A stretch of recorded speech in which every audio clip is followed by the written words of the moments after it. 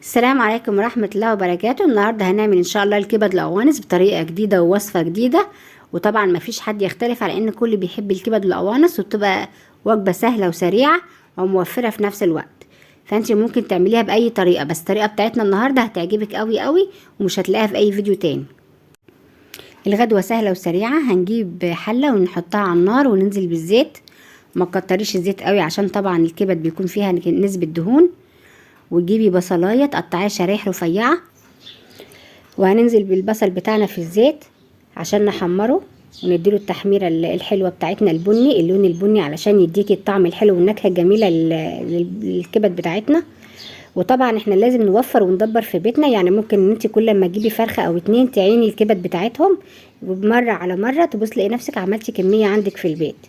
مش لازم انت تشتري في الغلاء الشديد اللي احنا فيه دوت، لا ممكن توفري ان انت بتسلقي الكبدايه، مش بتعمل حاجه وانت بتسوي الفرخه.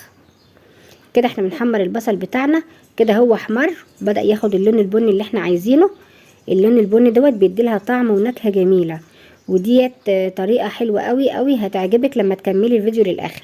بس اوعي تنسي تعملي لايك وشير للفيديو. وطبعا اللي اول مره تشوفي القناه بتاعتنا تعمل لايك واشتراك في القناه. كده هو خلاص احمر بقى لونه بني، بس هو طبعا الكاميرا جايباه لونه غامق شويه لان الكاميرا مبينه اللون زياده شويه. والطريقه دي هتكفيكي تعملي وجبه لاولادك تتغدوا كلكم مع بعض، وطعمها بصراحه حلو قوي قوي قوي، والحله بتخلص من اولها لاخرها. كده خلاص هي بدات تاخد التشويحه بتاعتها، هنسويها نص سوا بس، مش هنسويها للاخر. هي كده شفتي خدت اللون البني بتاعت البصل ولونها بقى جميل ازاي. احنا عايزين اللون ده. وهننزل بالفلفل الاخضر بتاعنا، ممكن تنزلي بقرن فلفل حامي لو انت عايزه، هي بتبقى جميله برضو وهي حاميه. فانا مش متوفر عندي الحامي دلوقتي، نزلت بالاخضر البارد، واحط شطه برضو بودر حاميه. وننزل بالتوابل بتاعتنا، ملح وفلفل وبهارات وكمون وتوابل الفراخ بتاعتنا. وما تكتريش الملح قوي عشان احنا لسه هنكملها بالشوربه.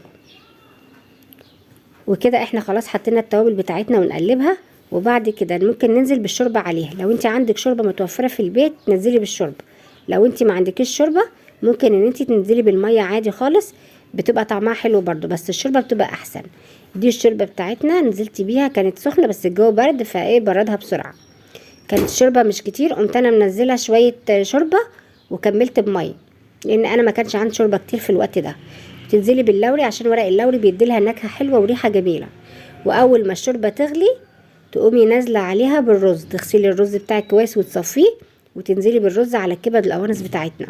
دي وجبه خطيره، وجبه بتتاكل كده من اول الحله لاخرها، ما بتسيبيش منها حاجه. وتقلبي الرز معانا في قلب الكبد كويس عشان الكبد تتوزع في كل مكان في الرز. وتحطي الرز تزودي له الميه شويه عن الرز العادي. كده الرز بتاعنا خلاص جاهز، تغطيه ويستوي، والاول ما يستوي معاكي تهدي عليه، اول ما يستوي يبقى نص الميه نص ميه كده تقومي موطيه عليه علشان خاطر يستوي على طول. ودي شوفي الرز بتاعنا بعد ما استوى جميل لونه وريحته ما شاء الله، الريحه مفيش بعد كده. كله بيجي يقول ده الريحه فيه ريحه حلوه في البيت، ما شاء الله. الرز بتاعنا شوفي البخار والريحه بتاعته جنان جنان جنان. انتي تعمليه وهيعجبك قوي قوي ان شاء الله لما تجربيه. بس لما تجربيه تكتبي لي في الكومنتات اذا كان عجبك ولا لا. وبألف هنا وشفا. ودي بقى النتيجه بتاعتنا النهارده، رز تحفه تحفه تحفه والله العظيم. الحله ما بيفضل منها حاجه، من اولها لاخرها بتخلص، ومش محتاج معاه اي حاجه، يا دوب المخلل والسلطه والشيبسي وبس. ابني راح يجيب الشيبسي عشان كده لسه ما صورتش الشيبسي وياه، لكن هو مش محتاج لا سلطه ولا شيبسي، هو بيتاكل بالمخلل فقط. وجربيه تديكي وجبه رئيسيه للبيت كله، من حاجات بسيطه بتجمعيها في بيتك، ولا بتشتري ولا بتروحي تجيبي الكبد ب85 جنيه ولا حاجه. انت بتجمعي الكبد والقوانص بتاعت الفراخ مره على مره، وتعملي منها غدا للبيت كله بياكل ويشبع، وطعم مفيش بعد كده. لو عجبك الفيديو اشتركي في القناه واعملي اللايك والشير للفيديو.